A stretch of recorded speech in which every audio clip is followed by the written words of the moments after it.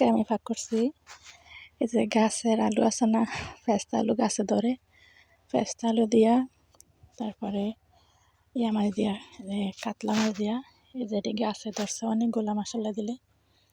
আমরা মনে হচ্ছে কার দেশে কী কথা জানি না, টমেটো জানাইবেন। কিন্তু আমাদের দেশে এদিকে বলে এটি ফেস্তা আলু। এটি খাইতে অনেক স্বাদ লাগছে। এটা আমি পাইরা তারপরে কুটটা ভালো করে ধুয়ে নিচ্ছি যেমন লোটটা না লাগে। তারপরে তেলে ভাজছিলাম, তেলে ভাজা তারপর ফাঁক করছি আর কি। এই যে মানে এটা দেওয়ার পরে তারপরে এই যে ভাজছিলাম, যে এটা ভাজার পরে কত সুন্দর কালার, মানে ভাজলে অনেক ভালো লাগে। আমি ভাজা আলুর মতো করে অনেক খাইছি, মানে ফাঁক করার আগে কয়েকটা খাইছি। ভাজার পরে আমি আলু যখন ফাঁক করি মাংস দিয়ে বা যেটা দিয়ে ফাঁক করি, ভাজা যেন খাই ওটাও খাইছি।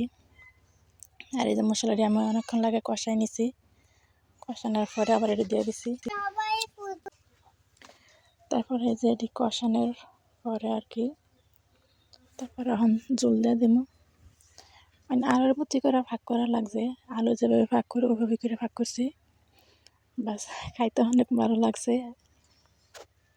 মানে আমি যে গাছ লাগিয়েছিলাম গাছের আলু আর কি, এই যে মাটির তলে ওটা না, মানে মাটির তলে ওটার পরে উঠামো, এটা যে গাছে ধরে ওইটা অনেকগুলো ধরছে মশলা দিলে, প্রায় 10-15 কেজি হইব। বাচ্চাটাকে আমার ছেলে খাইতেছে না, আমার শ্বশুর ওটি পছন্দ করে না, শুধু আমি আর আমার মেয়ে। আমার আম্মু জানে সকালে একটু খাইছে, আলুর মতো করে মাইকা দিয়েছিলাম যে অল্প কিছু খাইছে, ওই বেশি একটা খাইতে চায় না, আমারই খাওয়া লাগে।